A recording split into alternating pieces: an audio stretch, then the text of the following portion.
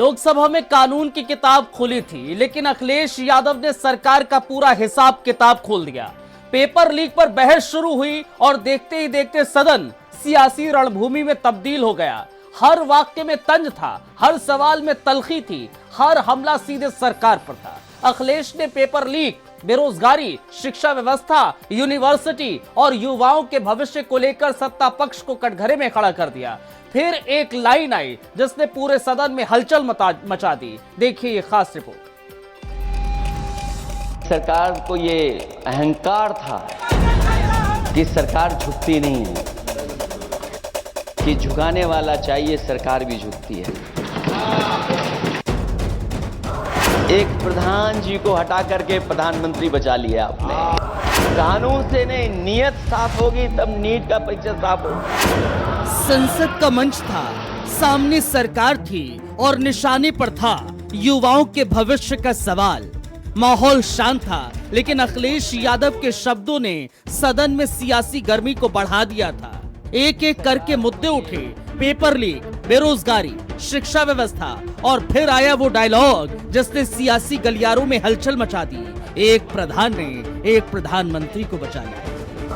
एक प्रधान जी को हटा करके प्रधानमंत्री बचा लिया आपने। ये सिर्फ एक बयान नहीं था, ये संसद के अंदर से किया गया वो सियासी वार था जिसके जरिए अखिलेश यादव ने सरकार को घेरने की कोशिश की। अखिलेश यादव ने कहा कैसे एक मंत्री जो मंत्री नहीं रहे उनका स्वागत किया गया।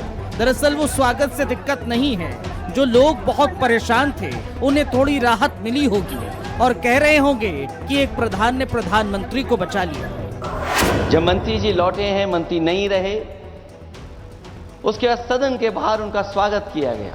अध्यक्ष महोदय, जो स्वागत हुआ उसके लिए हमें कोई शिकायत नहीं है, लेकिन माननीय सदस्यों को कितनी बड़ी राहत मिली होगी, कितने बड़े संकट से बचाया उन्होंने। एक प्रधान जी को हटा करके प्रधानमंत्री बचा लिया आपने। अखिलेश ने इसे बना दिया युवा बनाम सरकार की लड़ाई का अखाड़ा। युवाओं के आक्रोश के आगे आखिरकार सरकार को झुकना ही पड़ा।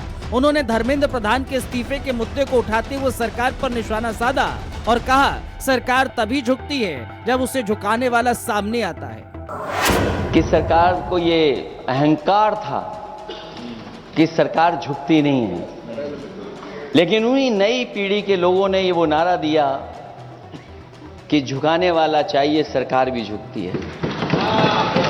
और सरकारों को झुकाना भी नौजवानों को आता है। अखिलेश के इस बयान के बाद सियासी तापमान और बढ़ गया, क्योंकि उनका निशाना सिर्फ एक मंत्री पर नहीं पूरी व्यवस्था पर था। उन्होंने सवाल उठाया कि जिस युवा के हाथ में भविष्य की किताब होना चाहिए, उनके हाथ में आंदोलन का झंडा क्यों है।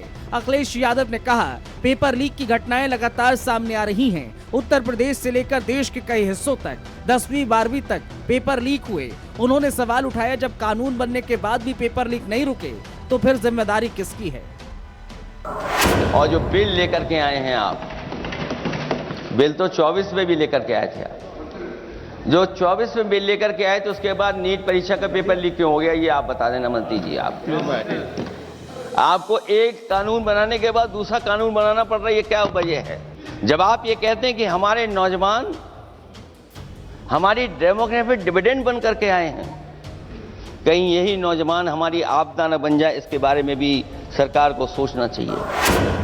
इसके बाद अखिलेश ने उत्तर प्रदेश की शिक्षा व्यवस्था पर हमला बोला। उन्होंने कहा कि प्रदेश में स्कूल बंद हो रहे हैं, भर्तियां अटकी हुई हैं, युवा सालों से नौकरी का इंतजार कर रहे हैं। इतना ही नहीं, अखिलेश यादव ने विश्वविद्यालयों के मुद्दे को भी उठाया। उन्होंने तंज कसते हुए कहा सरकार एक सरकारी यूनिवर्सिटी नहीं बना पाई, लेकिन यूनिवर्सिटी को हथौड़ा लेकर तोड़ने पहुँच गए।